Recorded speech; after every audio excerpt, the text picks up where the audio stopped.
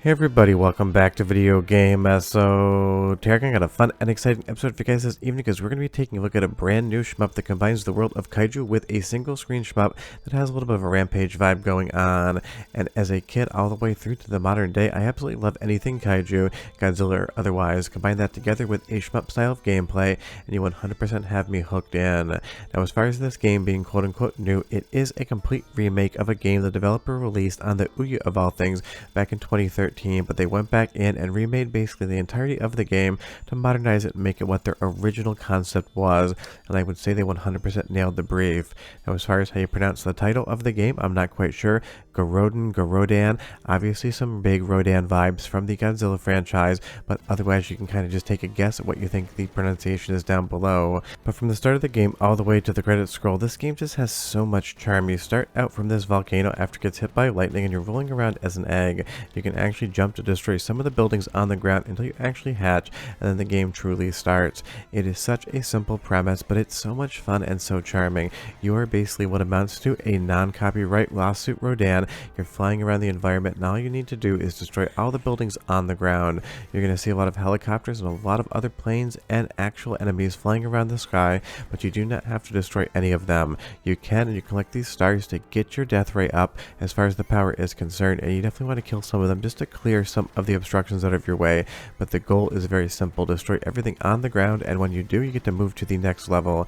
And you will see here sometimes in between levels you're going to power up your character as well, and they're actually going to get larger and more powerful. It is the most simple game premise around, but that's basically all of shmups. All you need to do is shoot everything on screen and make sure you don't get hit yourself. Rinse and repeat. So what really comes down to making a good shmup is the overall tone and setting and just how charming the game is. And something like flying around as a gigantic kaiju destroying buildings in a single screen shmup, that has everything I need every day of the week and twice on Sundays.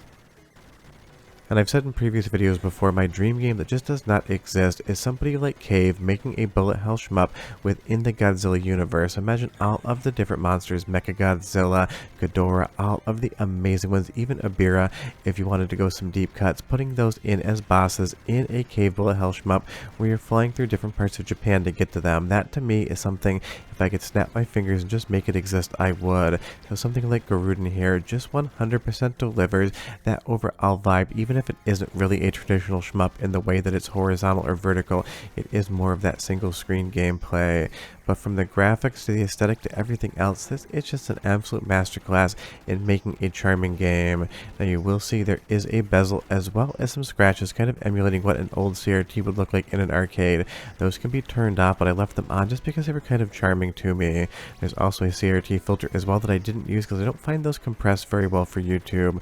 But I love the overall aesthetic of this game. The graphics are simple, but absolutely achieve everything they need to do. They're colorful, you can clearly identify all of the different projectiles on screen, but it really comes down to just having that kaiju flying around that 100% hooks me in. Now from a gameplay perspective, it is quite easy to pick up and play, but later levels are going to get relatively difficult. You will see here you have a health bar and you only have one life in the game. If you die, you start over, and then you also have that ray meter. Picking up more stars is going to improve your overall attack, and you'll see some buildings have stars marked on them or some health icons marked on them, or even a lightning bolt, which will give you 5 seconds of maximum power as well as invulnerability. So if you have a full health bar, you definitely want to destroy that hospital building last. That way if you take a few hits in the actual level, you're able to collect that, because if you have a full health bar and touch it, you're kind of wasting it.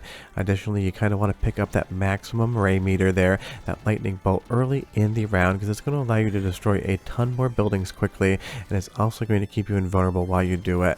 And that definitely does give the game a decent amount of challenge, and that's what I love, something that I can just kind of sink my teeth into, learn the game and get better at it, and that's what Gaurodan is delivering to me here. It also has a really fun kaiju style soundtrack, so go ahead and listen for 45 seconds, but come back because I got a lot more to show you, including some of the epic boss fights. But enjoy.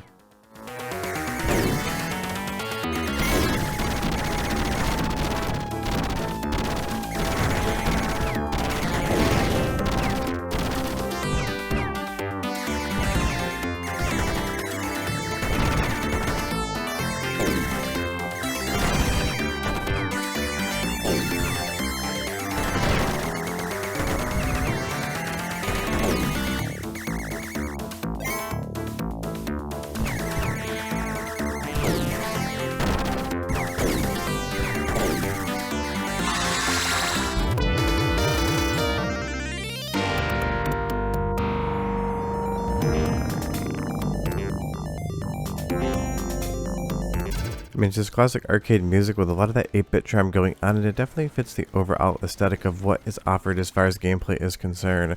What I really love about this is this game, again, was released in 2013 on the Ouya, where it basically got no audience whatsoever. And interestingly enough, I have played this before. I do have an Ouya in my office, and I put it on maybe 2 years ago just to see if I could get a video series out of it, and I kind of just decided there wasn't enough there to talk about right then and there. But this game is one that I did try out, and I was charmed by it. But I would say this modern remake in 2025 basically realizes all of the goals that maybe didn't quite hit on the Ouya, whether it was just a budget or time constraint thing, or maybe the developer just has learned a ton in the last 12 years like we all have, because this is just fundamentally so much better of a game.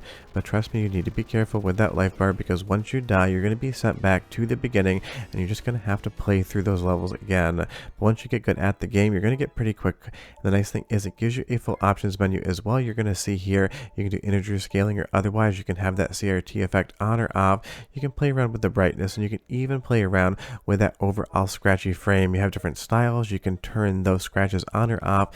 So the developer has given you a nice suite of options as far as actually articulating an image in the game. As we move back to the level that I just died on, who wouldn't want to play as a giant flying kaiju trying to destroy a battleship in what I assume is the Sea of Japan, although honestly it told me where this was. It seems more like it's in Brazil. I just love games like this. They are so simple to understand. It takes about all of 5 seconds to know what you're supposed to do, but then the fun is actually getting better at the game. And I love the sprite work as well here. When every single one of those rays hits the water, it leaves that water explosion going in a row. It's such an effective look. All of the colors, all of the graphics, again, just have a nice world building to them to make you feel like you really are flying around as Rodan, just destroying everything underneath you. And it's not like we've gotten a ton of kaiju games that I would classify as good. Now, we've gotten a ton of Godzilla games and otherwise, but I would say almost the majority of them are not very good. I still remember being so excited for Godzilla Generations on the Dreamcast, and it just 100% did not do it for me. That was maybe one of the most disappointing games I've ever opened up and played. I was so excited to play as Godzilla, and when I actually got the game, I was so disappointed within like 10 minutes. Over the years, I've grown a good appreciation for the game, for what it tried to do and how janky it is. But honestly, this might be one of the best kaiju games out there, and it's not made by a major studio. But there is a new Godzilla VR game that is in Chicago that I've been meaning to actually play. So if you played that, leave me a comment down below and tell me how it is. It's just one of those things I need to find time to stop at one of the local arcades that has it and pop some credits in with some friends. So maybe that one is good. But as far as boss fights are going, having a giant crab down there, Centaura, 100% does it for me. And if that isn't just a take on Abira from the actual surf rock Godzilla movie, I don't know what it is. If you've never seen Abira, I can't recommend it enough. It's one of the weirdest Godzilla movies ever made. But soundtrack sample number 2, 35 seconds, and I'll be right back to show you a little bit more of the later levels in the game and tell you where you can download this for free. But enjoy.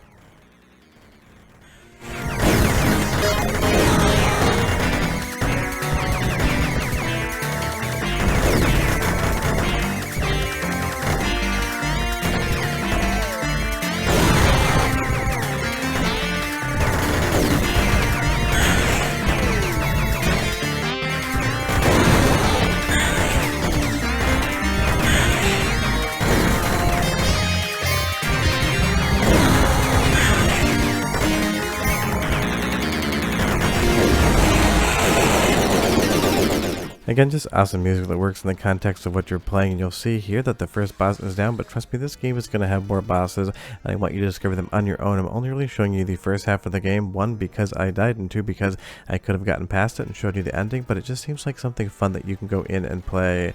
Now, if you want to check this one out, the link is in the description below. It is all of $0 to check out, so you're losing absolutely nothing if you're not into it. And I understand this isn't the most mechanically deep game ever. It is just a classic modern arcade game. 2 seconds to learn, 10 minutes to master, 30 minutes to beat, and then you can move on with your day.